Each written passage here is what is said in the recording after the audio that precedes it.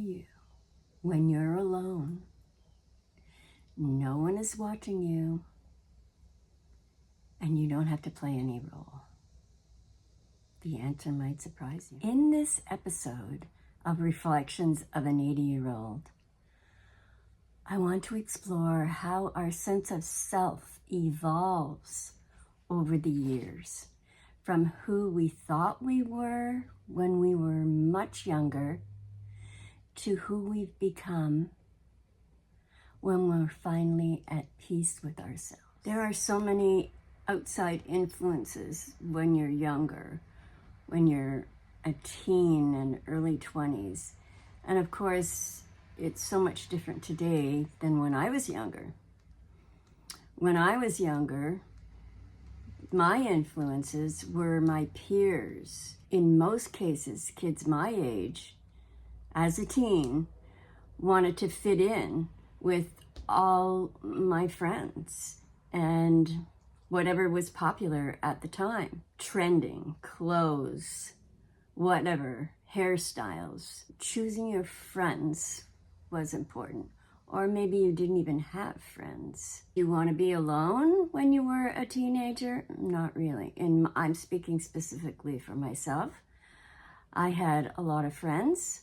However, there were times when I was not doing anything on a weekend, and that was devastating. So I think, your teachers have an influence, your parents definitely, and your siblings, your friends, and they all form who we are at that point in our lives. Now, today, things are very different.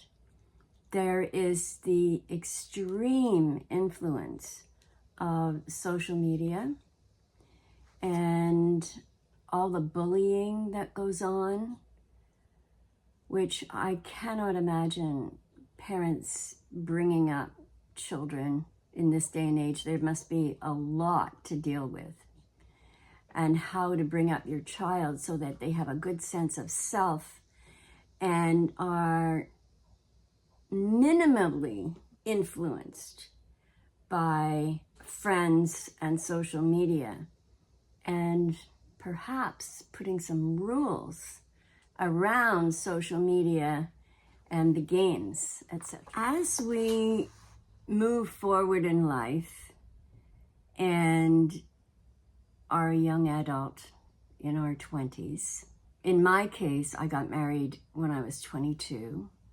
So your sense of self now takes a different direction, because now you are a wife. You have responsibilities that you didn't have as a single person. You're working, so now you have a career or a job, whichever is appropriate, and you have responsibilities there. Life takes on a different perspective, and subsequently, we think about ourselves in a different way. In my case, when I was married, as I said, and 5 years later became a mother, now I had even more responsibility. And you don't think of yourself as being one way or another, or I didn't anyway. I just knew there were certain things that I had to do every day, and it was my responsibility to fulfill them. When I did have a moment to myself, which was rare, I was thinking, well, what should I be doing next? I was not reading, I was not participating in sports, I was not doing anything other than focusing on my career and my family. So stress, yes. Responsibility, yes. Time for myself. No. Perhaps women today have a more difficult role, particularly if you've gone to university, You want to get your degree. Once you have your degree, I would assume you now want to have a career and focus on a career. So motherhood has come later in life to women of today rather than when I was young. And in most cases, both the mom and dad have to work, adds a different responsibility because you have children to take care of and they need care after school or even before school or finding someone to help out. Those things are important, as is having a career. It's so multi-dimensional, if that is even a word, that a younger adult has or plays. And when you're raising children, you're lucky if you have a moment to yourself, to pamper yourself, even just to read a book or do whatever it is that you like to do, because you play so many roles. I'm speaking mainly to women because although dads do take on more responsibility today than they did years ago, and you have to give them credit for doing that also. Now, when your children are gone, they're either at college or they've left home, whatever the reason, if you're lucky, you still like your partner. And if you don't, there's another, it is decision time. And then you have to focus more on what you want as an adult. In my case, I've been very lucky. When my son left home, I was already widowed and I was working, and I was also volunteering. I was quite busy on 2 hospital boards, and I also was a mom to a young boy that didn't have a mother. I used to take him for weekends and whatnot. So when I think back on that time in my life, I was looking for something to fill my time, to have a purpose. And I think that's key. In my case, I needed to have a purpose. I no longer had a child to look after, nor a husband, although there was definitely worry about what your child is doing, and that never leaves. You're always concerned about your children. So at that time in my life, I did enjoy alone time.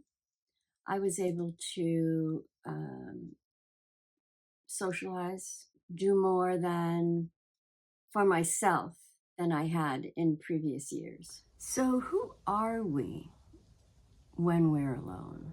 I think that means something very different throughout our lives, 20s, 30s, 40s, 50s, etc. Our sense of self changes as we age.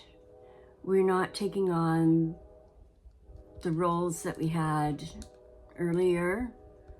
We're not trying to please others as we did when we were younger. So there is a sense of peace for some. Maybe for some it's uncomfortable, depending, on how well we know ourselves. Some people don't like to be alone, and that's just part of who they are. But I think for me, as I've aged, being alone is definitely not an issue. Although I have to say this is my personal, I still feel to this day that I need to be doing something useful. And it's very difficult for me to sit and not do anything. I like to read. I do that before I go to bed at night. I knit.